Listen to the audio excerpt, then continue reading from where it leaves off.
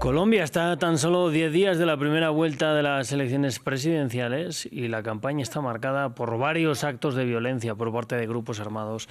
Para hablar de este tema vamos a conectar en esta mañana con nuestra periodista Elmaría Angulo. Elmaría, muy buenos días.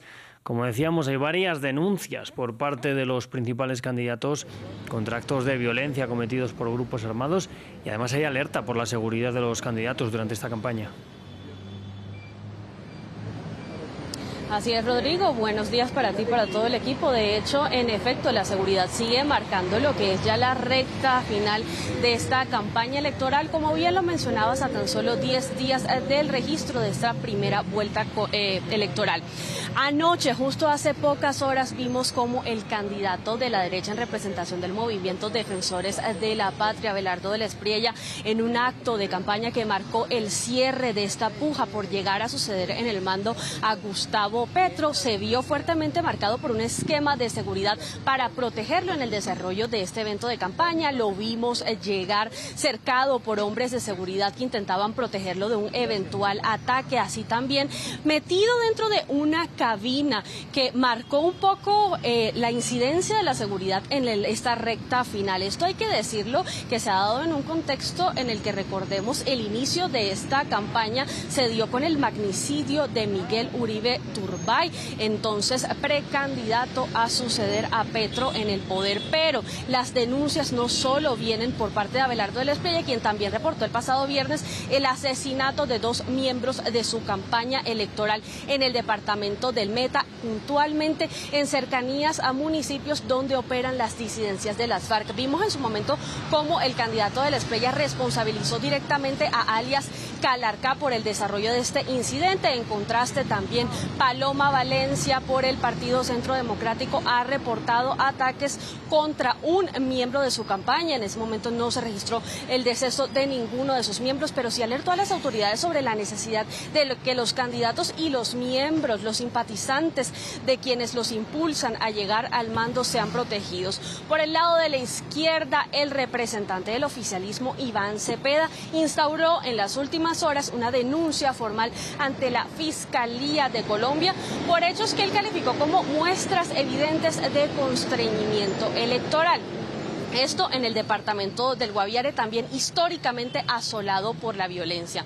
Estamos hablando, Rodrigo, de una campaña electoral atípica en la que, como hemos visto, ha aumentado notablemente la polarización, pero también se han registrado eventualidades que dan cuenta por parte de la Defensoría del Pueblo de una preocupación latente acerca de violencia en el ejercicio de estos actos de cierre de la campaña electoral. De acuerdo con datos oficiales, se estima que al menos el 34% de los municipios del territorio colombiano en este momento se encontrarían bajo riesgo de participar o de estar envueltos en violencia electoral, y que esto también podría incidir en la participación directa de los votantes, los electores que intenten acercarse a las urnas el próximo domingo 31 de mayo para elegir al siguiente presidente.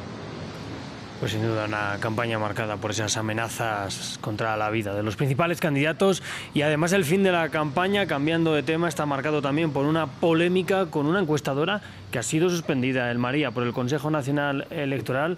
Es el organismo oficial que vigila la actividad electoral en Colombia. ¿Qué es lo que ha pasado ahí realmente?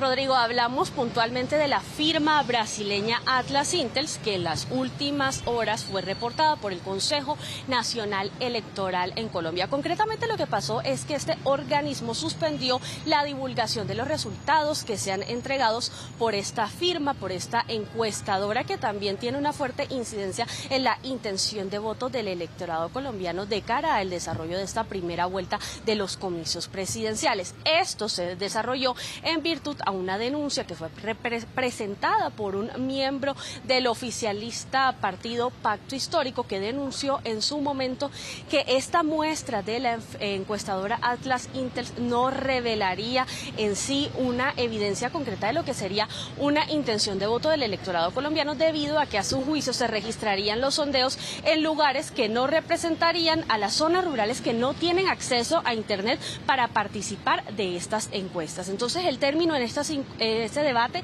es justamente la subrepresentación. Pero tenemos que poner en contexto que esta no es la única investigación adelantada por parte del Consejo Nacional Electoral. De hecho, otras firmas, como por ejemplo Invamer, ya están siendo investigadas por parte de este organismo por presuntamente no ofrecer una fiabilidad en las métricas ofrecidas sobre la intención de voto de los colombianos de cara al desarrollo de esta primera vuelta de los comicios. A la luz de los expertos, evidentemente las encuestadoras lo que ofrecen son ciertos termómetros de la opinión pública de cara al desarrollo de estos comicios. Sin embargo, hay una teoría a la que ellos apuntan para poder entender cuál es ese deseo del electorado de si Colombia girará de nuevo a la derecha luego de este primer gobierno de izquierda que marca un punto histórico en la historia de Colombia, o si en efecto seguirá por la ruta del oficialismo al elegir a Iván Cepeda como sucesor de Gustavo Petro al mando de la Casa de Nariño. Esta alerta que lanzan los expertos es sobre el posible efecto que denominan como banda ganadora y que en sí lo que plantea es que un candidato que lidera la intención de voto logra recopilar también, sumar la tendencia para lo que los electores denominan no desperdiciar el voto. Teóricamente esto habla de una hipótesis que es la del uso del voto útil, que es en lo que repercute en los resultados de las encuestadoras. Ahora bien, hay un impacto directo que se puede evidenciar en estos ya 10 últimos días de campaña, en esta recta final de cara al desarrollo de la primera vuelta, y es que el público que todavía se encuentra indeciso podría verse abocado a votar por el candidato que está punteando en los últimos días. Aquí hay que poner en contexto algo, Rodrigo, y es lo que sucedió en las elecciones pasadas hace tan solo 4 años, en el 2022, cuando veíamos como Gustavo Petro lideraba la intención de voto, pero también figuraba otro candidato que en su momento fue Federico Gutiérrez. En ese momento las firmas encuestadoras, puntualmente Invamer, lograron alertar sobre el incremento de la incidencia del candidato entonces Rodolfo Hernández en esa contienda por el poder.